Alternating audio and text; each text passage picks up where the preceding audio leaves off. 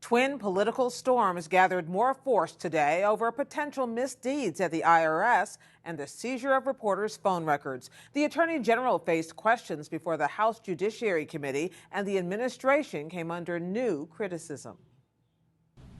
Now, my question isn't about who's going to resign. My question is, who's going to jail over this scandal? House Speaker John Boehner led the way this morning as Republicans stepped up demands for action in the scandal at the Internal Revenue Service. There are laws in place to prevent this type of abuse. Someone made a conscious decision to harass and to hold up these requests for tax-exempt status.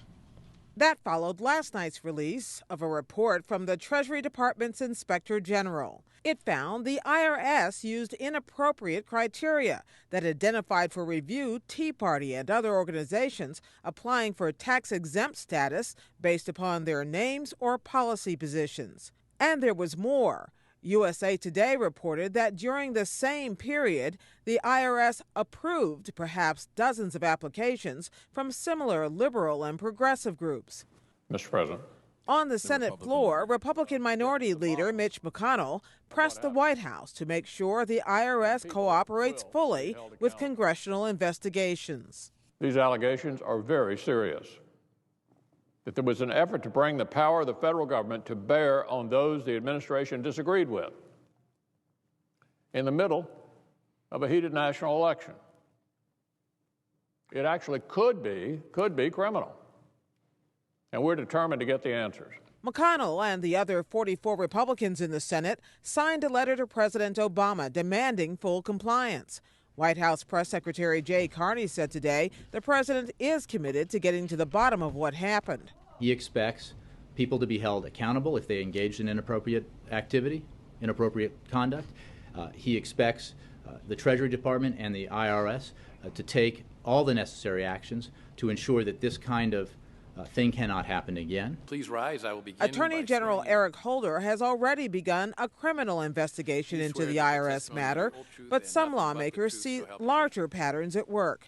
Republican Congressman Steve Chabot of Ohio. I believe there's been a pattern by this administration in not taking responsibility for failures, avoiding blame, pointing the fingers in somebody else's direction. Would you agree with that? No. I thought you might say that.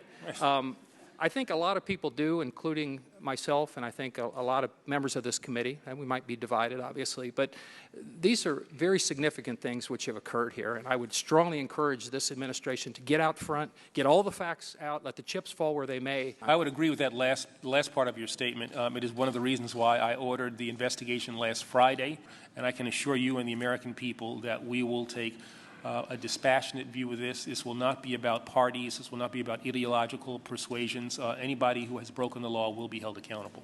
Still, House Republicans have frequently accused Holder of stonewalling their investigations, even citing him for contempt.